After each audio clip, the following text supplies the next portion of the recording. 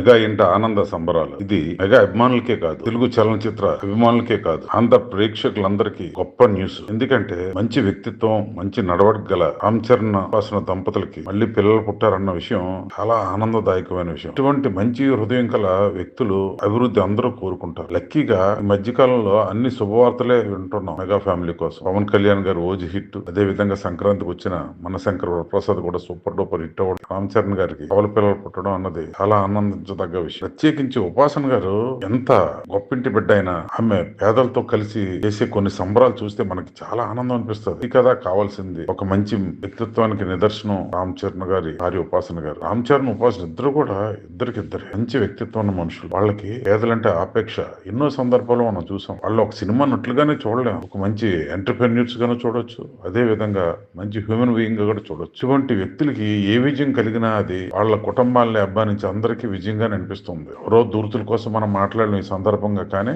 మంచి ఎలా ఉంటుందో చెడు అలా ఉంటుంది, పగలే ఉంటుందో రాత్రి కూడా అలాగే ఉంటుంది. వాళ్ళ కోసం మనం ఈ సందర్భం మాట్లాడడం అనవసరం. కానీ మెగా ఫ్యామిలీకి పర్టికులర్ గా రామ్ చరణ్ తేజ్ గారికి ఏ ఆనందం కలిగినా సరే చాలా మంది చాలా ఆనందపడే విధంగా ఉంటుంది. ఎందుకంటే ఆయన మెగాస్టార్ వారసుడిగా ఎప్పుడూ ప్రవర్తించలేదు. ఆయన కామన్ మ్యాన్ లాగే ప్రవర్తించారు. ఆయన ప్రజలతో నడుచుకునే విధానం గాని, తన తోటి వారితో మమైక్యం అయ్యే విధానం గాని చాలా ఆకర్షణీయంగా ఉంటుంది. మనం ఏ ఇతర నటుల్లోని చూడలేని గొప్ప వ్యక్తిత్వం మెగా ఫ్యామిలీలో మనం చూస్తాం. ఎందుకంటే వాళ్ళందరూ ఈ రోజు కూడా నేలని మర్చిపోని విధంగా ప్రవర్తిస్తుంటారు. ఏదో మేము గొప్పోళ్ళు అన్నట్టు ఎప్పుడు ప్రవర్తించారు. హావభావాల్లో కానీ, ఎదుటి మనిషిని గౌరవించే విషయంలో కానీ వీళ్ళని మించిన వాళ్ళు ఎవరూ లేరు. మిగతా వాళ్ళని తగ్గించడం మన ఉద్దేశం కాదు, కానీ వీళ్ళు మాత్రం ఎంతో గొప్ప ఔన్నత్యాన్ని చూపిస్తారు. తోటి వారి పట్ల అపేక్షను చూపిస్తారు. ఇటువంటి మెగా ఫ్యామిలీకి మంచి శుభవార్తలు వినడం మాత్రం చాలా ఆనందదాయకం. ఎందుకంటే ఈ మధ్య కాలంలో చిరంజీవి గారు ఒక చిన్న మాట అన్నారు. మా ఫ్యామిలీలో అమ్మాయిలు ఎక్కువగా ఉన్నారు, మా ఇల్లు ఒక లేడీస్ హాస్టల్ లా ఉంది.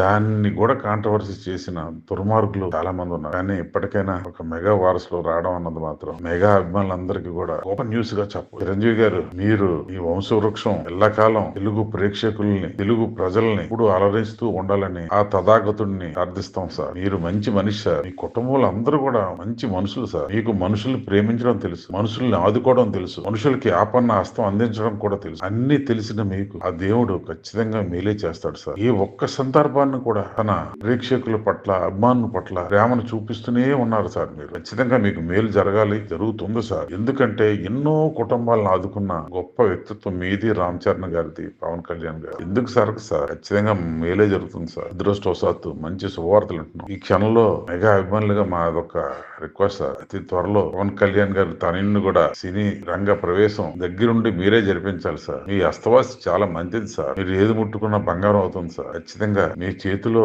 ఎన్నో మంచి శుభకార్యాలు జరిగాయి సార్. అదే విధంగా పవన్ కళ్యాణ్ గారు తనని కూడా మంచి హీరోగా మా అందరికి అందించాలని మా అందరి కోరిక సార్. ఖచ్చితంగా ఇది జరుగుతుందని మనందరం ఆశిద్దాం. 2026వ సంవత్సరం మెగానామ సంవత్సరంగా మారుతుందని మనందరి ఆశ, ఆకాంక్ష.